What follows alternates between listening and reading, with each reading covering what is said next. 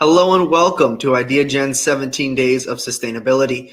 Today we are so excited to have with us Andrew Rzepa, a partner in Gallup's London office. Andrew, welcome. Hi, delighted to be here. Thanks, John. Thank you so much for being here today. We are so excited to share your insights with our global audience. And so to kick things off, can you tell us a little bit more about yourself as well as your roles and responsibilities at Gallup?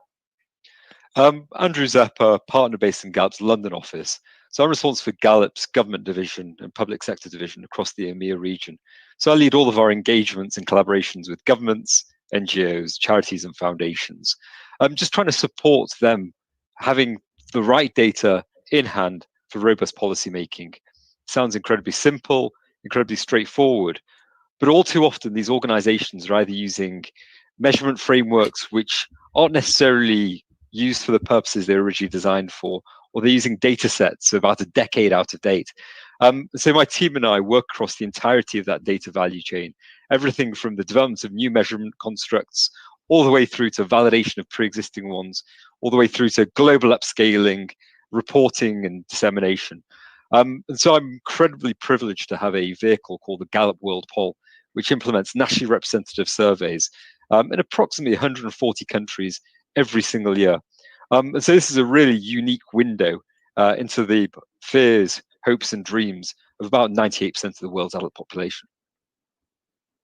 No, that's truly fascinating and absolutely essential.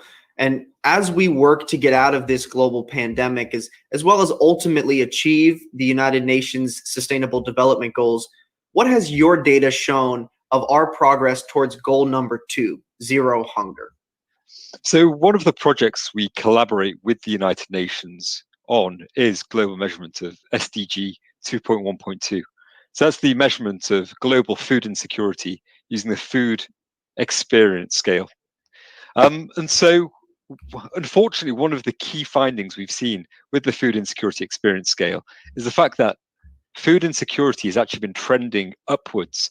So essentially, there's more people going without food, and that's been the case since 2014. And so ultimately, we see that this distribution of total food isn't actually getting out there. The situation's getting worse. So in the last State of Food Insecurity in the World report, SOFI, which is put out by the Rome-based agencies, 2 billion people across the world are suffering from food insecurity. And I suppose most alarmingly is that sections of the population are being left behind. And at the global level, we see the prevalence of food insecurity at both a moderate and severe level to be higher amongst women than men. Wow, 2 billion people still going with food insecurity. That's a staggering number, and something that we certainly hope to get closer to achieve that zero hunger goal. And you work to develop large-scale projects with global impact. You've talked a little bit about it, but can you talk about some of those projects you've worked on and what sort of progress towards achieving the goals have they contributed to, particularly goal number 2? As mentioned, one of the key insights from our work was identifying this global gender gap in food insecurity. And so a lot of it cannot be explained just purely due to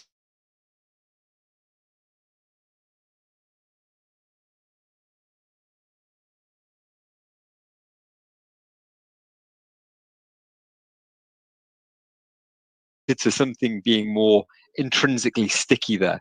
Essentially, forms of discrimination which create this more sticky levels of food insecurity.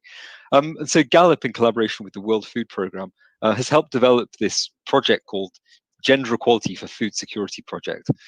So essentially looking at multiple dimensions of women's empowerment in order to explore how empowerment can actually be used as a mechanism for facilitating greater levels of food security across the world.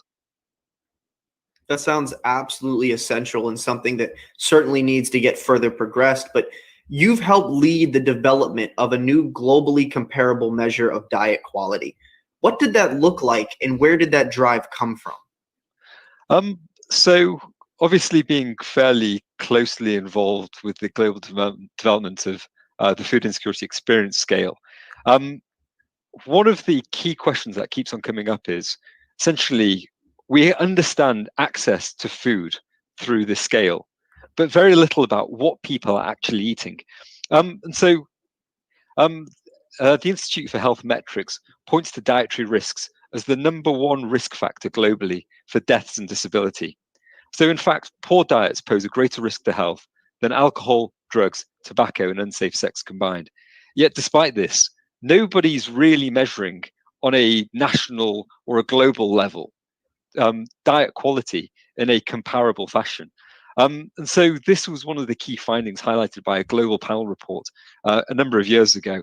And so like a red rag to a bull, essentially I recognize that there was a huge opportunity to address this data gap and essentially create a better world for all. Wow, yeah, no, that's something that certainly isn't publicized, that aspect actually has a larger impact than things like that you had mentioned, drugs and alcohol. So something that certainly needs to be brought to light. And so what sort of setbacks have you seen towards achieving the United Nations Sustainable Development Goals? And where do you think the best strategy to get back on track? So, as mentioned previously, we've been seeing food insecurity trend in the wrong direction. And that's due to a plethora of different reasons. Some is due to conflict, whether civil war. We see those figures also being exasperated by climate-related shocks. But even in some peaceful settings, just due to increasing inequality within countries, we're seeing that gap grow larger in terms of access to food. And so ultimately, we need a more considered basis around ensuring that everybody has equitable access to food. And I suppose that's the key principle behind that. No, I completely agree that everyone does need more access to food. And, that leads me into my next question, which is, why do you feel that now more than ever, we need effective leadership and innovation to help us push through this global pandemic, and why? Ultimately, I suppose some of the biggest inhibitors to us achieving the SDGs is inertia. Organizations and individuals do things the way they've done it because that's the way they've always done it. And so ultimately, we need pioneers, innovators, collaborators to work together in order to imagine differently, think differently, in order so that we can actually do things differently and achieve different outcomes. Absolutely, and that's a big portion of Ideagen's mission, is bringing together those innovators, those collaborators to help achieve goals and help push innovation. And so, why do you see cross-sector collaboration and innovation as so vital to helping to solve so many of the world's most vexing issues? And to take it just a step further, how do you infuse collaboration into your daily mission to successfully achieve your goals? Ultimately, the magnitude of the problems which we're wrestling with here are larger than any single individual or any single entity. As a consequence, we need to work together in order for everyone to bring their jigsaw piece to the table in order so that we can actually create these truly global solutions. We use exactly that approach in terms of our projects. And so recognize that either in terms of by leveraging pre-existing literature, doing thorough literature reviews when we're doing new instrument developments, the creation of technical advisory groups, so making sure we bring all of the leading stakeholders to the table while we're doing this design process.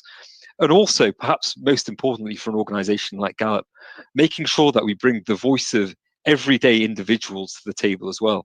And so throughout all of our cross-country comparable work, we ensure that we implement a variety of cognitive testing in multiple countries, languages, regions, with different individuals at different levels of education and economic development, just so that their voices are also brought into the frame as we're developing these our thinking. Absolutely, and truly fascinating. And you may have mentioned it earlier, but could you really recap what are your 3 pieces of advice that you would give in order to help achieve all of the 17 United Nations global goals? So I suppose first one is humility. We don't have all the answers right now, but ultimately, by working together, we can piece the right answers together, which brings me to 2, collaboration. Our species is the dominant force on the planet due to our ability to create a common vision and work towards together to achieve that. We need to use this not to build back better post-COVID, but to build forward better, to create and envisage this better world for all, and really work towards that. And then finally, I suppose, hope isn't a strategy, so I'd say hope and action. Although as a community we're not on track to meet some of the most important metrics of human development, I believe we still can achieve those, and we can still find a better way. Humility, collaboration, and hope and action. Truly inspiring words. And so going forward, what is your post-summit ask for our global audience as we continue to change the world? Inertia is probably the single biggest thing that's preventing us from achieving the SDGs. This whole attitude of this is the way we've always done things. That's not going to create the innovation and the change we need in order to meet these audacious and ambitious sustainable development goals. So we need to leverage passion in order to overcome that, and not only to ensure that we're acting ourselves, but to instill that passion upon other individuals to deliver upon that common vision.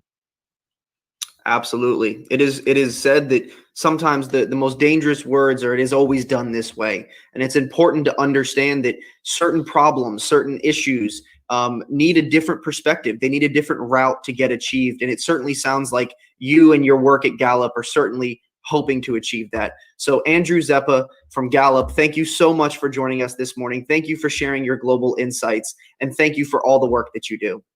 Thank you, John. It's been a huge pleasure.